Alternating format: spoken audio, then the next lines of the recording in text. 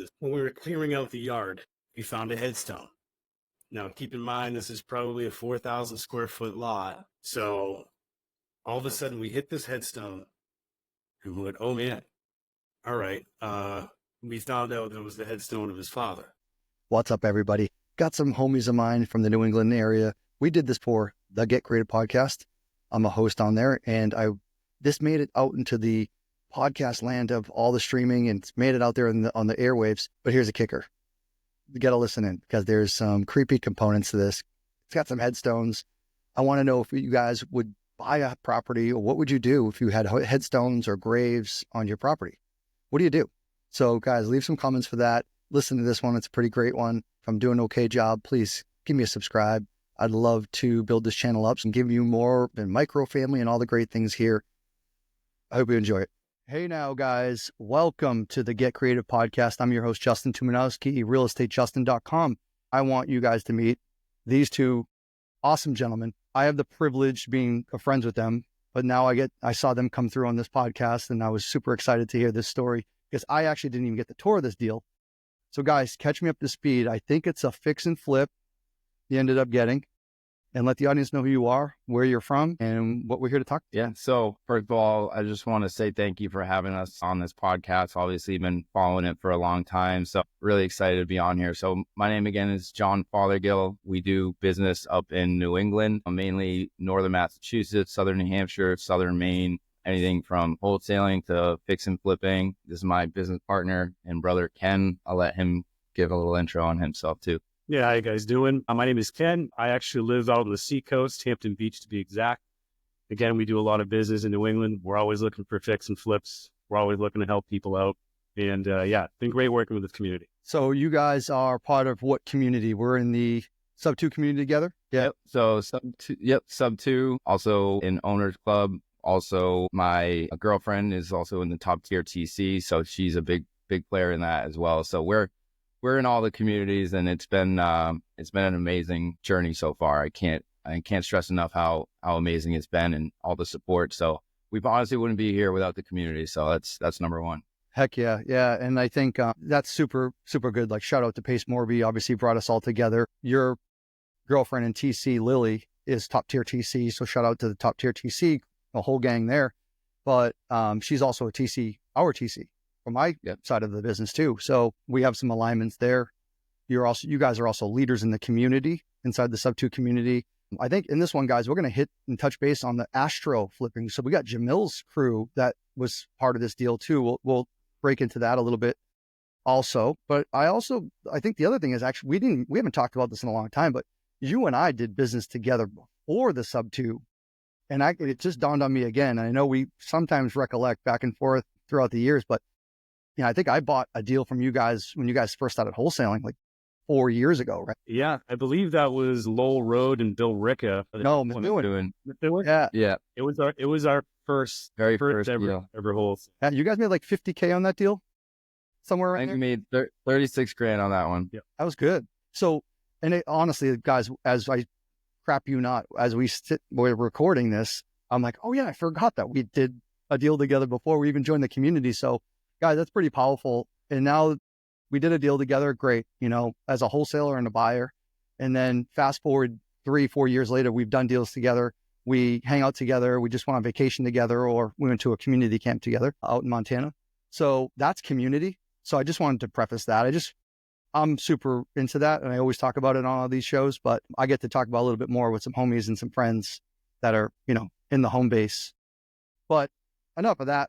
Let's get down to the brass tacks here. Let us know where this deal's from, because I think it's a nice town. Yeah, it is. So the deal is located 160 Concord Way in Portsmouth, New Hampshire. So anyone that's kind of not familiar with New Hampshire, Portsmouth is one of the most highly desirable. It's a beautiful kind of coastal town, very historic town. I think it was founded in the 1600s, right? So we're talking one of the first kind of settlements, honestly, in the country. And so a lot of history, great downtown. Like I said, it's literally like postcard, picturesque, Main Street. So it's your typical postcard, sea coastal, New England town. So super desirable. We were actually really lucky to get our first fix and flip in a town that we knew that was ridiculously hot. So that definitely helped out. The location was a big factor on this one as well, which really helped, I think, on the back end. So great deal all around. So as far as finding the deal, I guess I'll just kind of jump right into it, Justin. But so this deal, I think, really kind of outlines the importance of putting yourself out there, going to networking events, right? Meeting new people and really making a connection with somebody. So the way that this deal kind of came across our desk was we met a gentleman at an event that Justin and I and the rest of the New England group kind of put on. It was kind of like our quarterly event. So it was a bigger event. We probably had, I don't know, probably 200 or 300 people there. It was a pretty good event. And so a gentleman there named Kevin Rich, and he was actually in the Astro Flipping community, which is Jamil Damji's community. And we kind of hit it off, exchanged numbers, kind of stayed in contact. And then I would say probably 6 months later, he just contacted me out of the blue and had a situation with a seller where the seller actually, he was in his 80s, and this house was built in the early 1900s, and he had lived in this property since he was 4 years old, right? So he came across some medical issues which hospitalized him. And so he was in a certain position where he couldn't return back to the house, right? And so what was happening is Kevin Rich was the one who was trying to help him sell the house. And obviously it wasn't going to path for traditional financing. So a cash offer is essentially what he needed. So what we did with him was he was getting cash offers around 2.25. And this is all this gentleman really had, right? Like, this is his only possession of value. He lived by himself. He had no family, and this is all he really owned. And so we really wanted to try and get him as much as we could without obviously, putting ourselves at risk of not making any money. So the way that we structured it is with talking with the seller, what he really needed is he needed assisted living, right? And he needed enough money to keep him afloat, for the remainder of his time at the assisted living. So in order for us to really make this deal happen, what we did is we partnered with somebody that places people in assisted living. And so we were able to find him in assisted living. And so between us and the assisted living person that helped us, we gauged how much is he going to need for the next 6 months. Okay. That way we can structure a seller finance deal. All right. And so what we did is we switched from a cash offer to a seller finance offer. And the way we made it a win-win is he needed about $50,000 for the next 6 months, because this facility is about, $4 or $5 a month plus, some other expenses. So we gave him a down payment of $50,000 to carry him through those 6 months. And so we paid $250 for the property. And so the $200, he actually held at 0% interest, 0 payments while we flipped the property. So it was just a cool way of not only structuring a seller finance flip, which we've never done before, but also structuring it in a way where the seller is taken care of. We can also are in a position where we don't now have to go get hard money. And it really kind of lined up for a win-win for us and the seller as well. So love that. All right. So time out, guys. All right. So for the audience listening, love that. If you didn't catch that, so they did a seller finance piece with essentially a balloon, guys. So it's a temporary seller finance in layman's terms.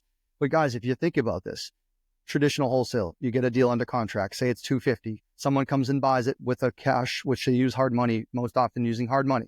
Hard money might be, 10 to 13 plus percent. Points or not, whatever, that doesn't matter. But at the end of the day, you look at it, you're going to do a fix and flip. Let's say it's 6 months by the time you, close to the final closing. Swing the hammer in between, close it on the final sale. Your 6 months, you have holding costs. The holding cost could be $20,000, $30,000. So it's advantageous now for these boys to go out and say, listen, I'd rather give you the extra $20,000, $30,000, Mr. Seller, because now I don't have to go out and get hard money. I don't have to go out and race the clock. Essentially, you're going to still perform in that 6 months or so. But at the end of the day, you don't have to go get the hard money, give him more money. And now you shine better than an agent. You shine better than a wholesaler. You shine better than everybody. And not to mention, let's be real, if you also helped with the assisted living piece and component of this, which again, time and time again, people forget about the value that we bring as, the industry leaders, but also just providing value to people in distress. Agents aren't giving a hoot about that. Money outside of escrow, money before closing, money to move. We do all sorts of things like that that people don't really know about. And they just look at the transaction itself on the outside. But really, it's a lot of the value goes in on the inside in the caring beforehand. So shout out to you guys for that, providing value and just delivering service to this elderly gentleman. So now you get into the deal, right? So you have construction money that you're going to need though, right? So you said you gave him 50 grand. There's going to be probably some money you got to put into this thing. So where are we getting the 50 grand and where are we getting the construction funds? Take that. Yeah, what we did was, I believe we borrowed private money from 2 lenders. We actually borrowed, what was it, 62.5? Yeah. So the total we borrowed was 140,000. Okay. Mhm. So we had the 50,000 down payment. We also paid Kevin Rich, who brought us the deal, a $20,000 wholesale fee, right? So that's 70 grand at closing. And then we had 65 grand in rehab. And then we raised obviously a little bit extra for holding costs. So we ended up raising a total of 140. And so the seller was in first position at 200. We had the second private money lender in second position at 100. And then the third private money lender in third position at 40. So good. So you didn't have to do 250 plus the extra, 100 grand or whatever it takes. You ended up doing a lot less. That's great. All right, let's get into it now. So this house is like 1900s, you said. Smaller house, cute, New England, like Cape, I think. And you hit the nail on the head with this beautiful town. I mean, it's a rarity to get one of those in that town, by the way. How's the rehab? What did you guys come across? Like, did you find anything good? Catch us up to speed on just like a cliff notes of the rehab. Yeah, of course. So this property, it was like a great location in a great location. All right. Portsmouth's, again, super desirable. But this location was also 3 minutes from the highway, about 4 minutes from downtown Portsmouth. And right when you looked out the front yard to the left, you could see boats on moorings. It was a really, really beautiful neighborhood. So the history behind this place, it was built in 1918. And it was actually one of the first government housing complexes ever in the United States. It was actually built by a major shipbuilder towards the end of World War I. So there's a lot of history with this place.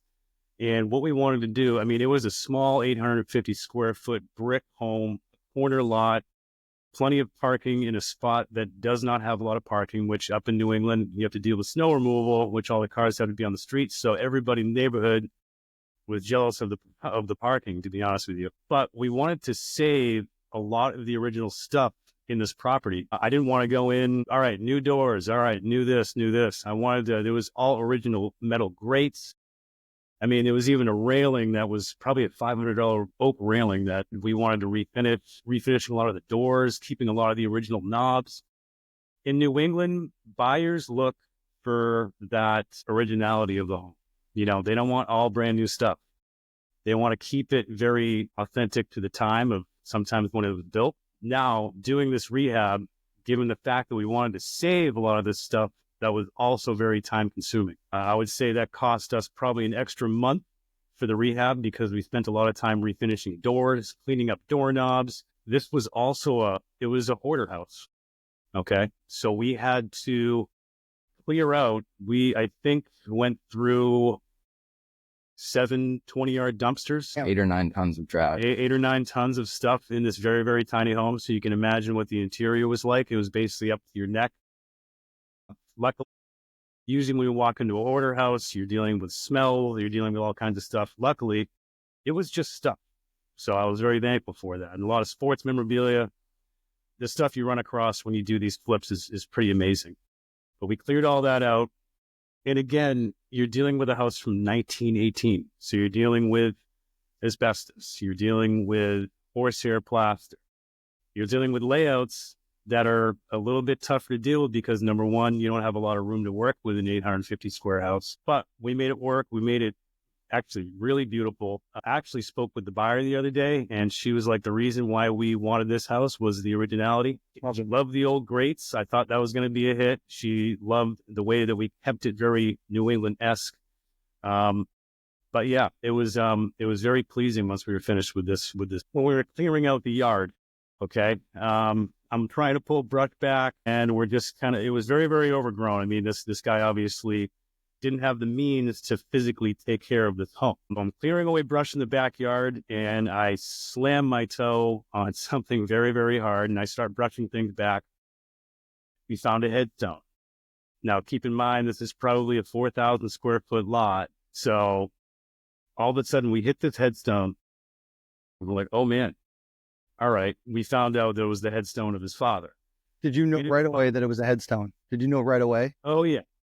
Yeah. I mean, it was one of the ones that you would see in a military burial site, World War II, rank, all that stuff, birth, death date. So we were kind of like taken aback by it. Shortly after, we found 3 more headstones along with that. Now, what we did, we obviously were like, are we going to have to exhume a body here? Luckily, that was not the case. We called up the owner. They were just replicas that he wanted to keep in his yard, but it was pretty cool. It was pretty cool to see that. We saved it for him. We cleaned it off. We gave it to him so he could keep that and hand it down to anybody that he wanted to hand it down to. But some of the things that you find are pretty baffling on these properties. Damn. Yeah. I remember actually hearing part of this story before, and I know you guys had found the headstone, and immediately you go to like, oh no, CSI. I got to get like state police here. We're going to have to exhume bodies. We're going to have to rope off the area. I had a similar instance a couple years ago, and it was one of the properties next door to where we are now in our studio. I got a call from the demo guys, and they said, hey, it was like a Saturday night. And hey, we're here. You better get up here. We just found a hip bone. And I'm like, hip bone? I'm like, damn, that thing's pronounced. Like if you think of a skeleton hip, I'm like, those things are pretty jagged. Like it's pronounced. And I go, oh no. I'm like, all right, are you sure? He's like, yeah, you better get up here. So suit up, get up there. It's like dead of January winter. And I get in there, and it's like, he's got like these little like chicken bones like laid out on this table. And they were in an old barn basement, which the place here was 1800s. So I think the gentleman was a butcher, and I think he was butchering in the barn, and just like they would throw the bones probably in the pit, and we uncovered some, but it wasn't a hip bone. But boy, I'll tell you, on the way up there, the whole time I'm thinking, no, we're going to have to shut the property down. What's going to happen? What's this going to cost? What does the CSI thing cost? I don't know. Do we pay for that? One of those things. Yeah, right. So I do understand what you're getting at, and anyone who's listening, I'm sure there's people out there in the audience who have dealt with similar things, and people finding weird things and skeleton remains of animals and blah, blah, blah, blah, blah. All right, boys, get the headstones taken care of. You figured all that out. You paid tribute, allowed that gentleman to reclaim those things, and you guys cleaned it all up for him. So that was super sweet. Yep. So now let's get the rehab done. So it's a 800, 900 square foot home. You guys did it a hybrid of like, again, paying tribute to the old New England history, which most people do like. Give us like the timeline, and then catch us up to speed on sort of the numbers. Yeah, I'll talk about the timeline. You can jump into the numbers. So basically, we wanted to do this in under 3 months. It's a smaller house. Even shorter than that would have been ideal. But again, we didn't realize how much of time it would consume to save a lot of this stuff. I mean, sometimes refinishing a door up to spec where it looked good enough for sale sometimes took 5 hours, sanding down years and years of old paint, saving the knobs, cleaning all that stuff, going through it with a fine-tooth comb. So that did take longer. Another thing that pushed us off a little bit is one of our contractors. I should have vetted much better than that. Our electrician was not really up to snuff. It took him a long time to get permits. It took him a long time to get things done, which honestly, I'd say he alone pushed our project off probably a month. Yeah. Now, we wanted to do it in under 3 months. We probably finished it in about 4.5 months. Obviously with doing these deals, timeline is key, because, the quicker we get it done, the quicker we, was it velocity of money, right? So we want to do it as quick as we can. So not only did we learn a lot from this project, but now we really have an idea of what we need to do to speed things up. I believe from moment of signing to getting to the closing table was 5 months, 5.5. About 5.5 months. Could we have done that same thing in about 4.5? Yes, of course. But again, this is one of our first flips. I mean, we've basically been doing transactional stuff like wholesaling up until this point. But these are the things that you learn along the way. And you can't take it as a complete negative. I look at it as free education. You know, Oh, yeah. now to do going forward. But we still did it in a good amount of time. You know, enough where we got the seller's money. He got taken care of. Obviously, that was one of the main focuses. It's not just about us; it's about, you know, the people that we're trying to help out as well. So yeah. Yeah. And I would say, like, before John kicks in, guys, I mean, you got away. I mean, there's not a loss obviously in there. And I'd say you probably did way above average. If one contractor really was the handcuff or the hiccup, I mean, guys, we've had trades after trades, and I'm in the trades, you know, and that's still, like, you cannot prevent that. And people have their own problems. And we just had one where, you know, the drywallers, his father passed away, and he just shut everything down. He didn't even allow someone to come in and take care of his business. So we're at the mercy of that on a project. So we had to pivot for the sake of time. So there's always something that's going to come up. And yeah, you have the right mindset, I think, where it's, you know, let's learn from these. Let's not, you know, life didn't happen to me. It's happening for me. I'm learning for this. But I mean, I would say you guys nailed it. And it was probably a really good project to have to learn on too, as you know. I mean, you weren't even in like a risky area that might be in the boonies.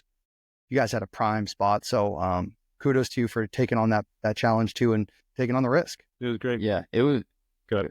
No, I was just going to say, yeah, you have to go out and do deals, right? Because you're never going to learn everything watching YouTube and watching videos, because it's like, you know, obviously we've watched a bunch of fix and flip videos on YouTube, but that doesn't prepare you for the stuff that comes up on specific projects, right? Like, especially in New England, Justin, you know this.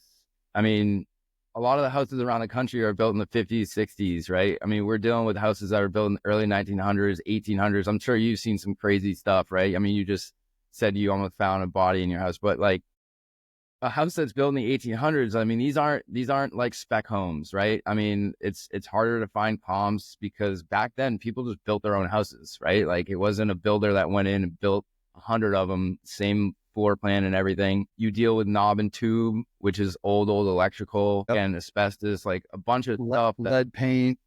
I mean, yeah, I mean, anything you can think of on these old homes, like you have to expect the worst with these. Stone foundations, guys. I mean, the Fieldstone foundations we have in New England, and I don't want to go too deep into this. This would be a dope episode somewhere else. So maybe you and I mix it up on another recording. But it's like, guys, all you guys in the 1980s or 1980s house, 1991 houses, and you're like, oh, dang, I got to do a rehab. Bro, the joke that my friends have, and to us, all of us, is like, if you come across a 1991 house, I'm going, that thing is brand new to us. That's new to us. Yeah. That is a luxury I know. all day. I'm like, is this new construction? It's so good. I don't know.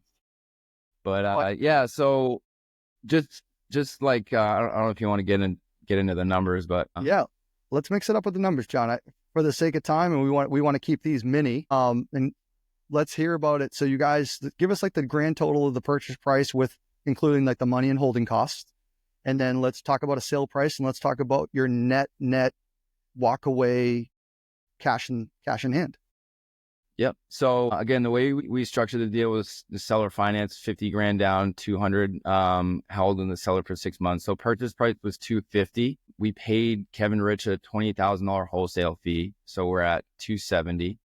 And then we had $65,000 in rehab. So what does that put us? 270 plus 65. What is that? 335, right? And then with holding costs and everything, I think we were all into the project for probably about 350 to 360. We ended up listing the property for 495, and we accepted an offer at 520. So after all closing costs, paying the realtor, paying back our private money and all that, I believe on the HUD, we ended up netting 119,000 and change. Not bad for our first fix and flip to have a triple digit flip. Again, that's, you know, for some of the mistakes we made, it just goes to show you that, like, you know, the money is when you buy deals, and, you know, you can still go out and make mistakes and still make money. Again, this is, we're not experienced fix and flippers. We're, kind of ham and egging it through some of this, but it just goes to show you, if you buy deals right, there's some wiggle room for you to kind of mess up if you know how to, your numbers, and again, you make your money when you buy with fix and flip is what we're learning is, you don't make your money by saving on the rehab or cutting corners or anything like that. The money's made on the purchase price. Good. That's a takeaway right there. Yeah. So, that's $60,000, $59,000 plus dollars each. Really good. Really, really good. First deal. Guys, it's achievable. It's possible. Go out. John said it. Kenny said it. Go. You got to buy at a discount. But also, like, they brought value. They probably would have lost this deal to someone else. An agent could have probably listed this. They would have to get a cash buyer in. But again, these boys overcame, served, led with value. And what do they say typically is, those who do the most work, those who give the most value will get the most rewards. There was no easy button. What happens, it gets easier as you just rinse and repeat, and you just follow your process, deliver, serve, and the rest just becomes easy, but because you did the hard work up front. Wow, $120,000. Pretty great.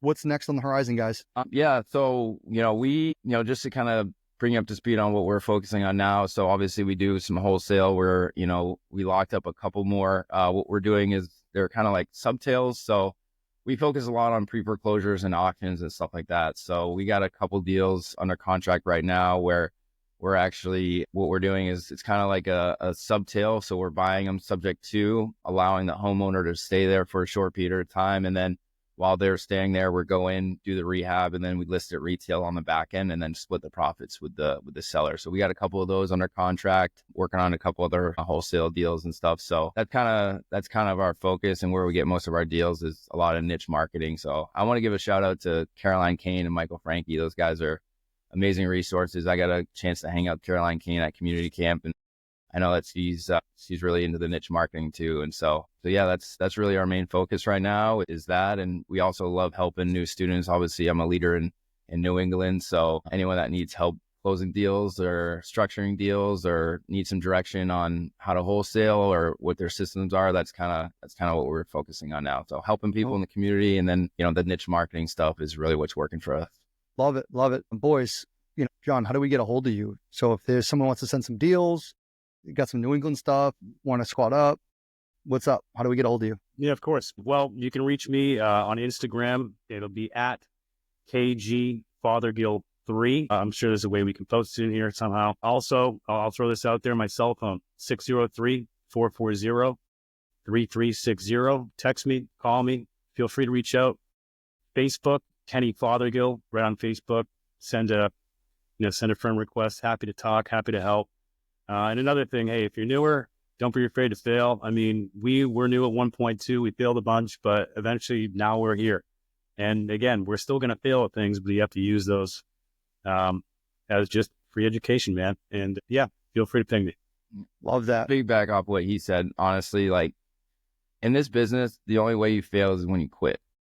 Like if you just don't quit, even if like you're not making the progress you want, you only fail when you quit. Like eventually you're going to figure it out if you just keep sticking with it. But I just want to point that out because I see that a lot in the community. So, but again, so you can reach me at John Fothergill on Instagram, also John Fothergill on Facebook. I am starting a YouTube channel. It's going to be John Fothergill. So all my social media handles are all at John Fothergill. I'll put my cell phone is 603-440-3359. Again, reach out. Our strengths is, closing deals, helping new students.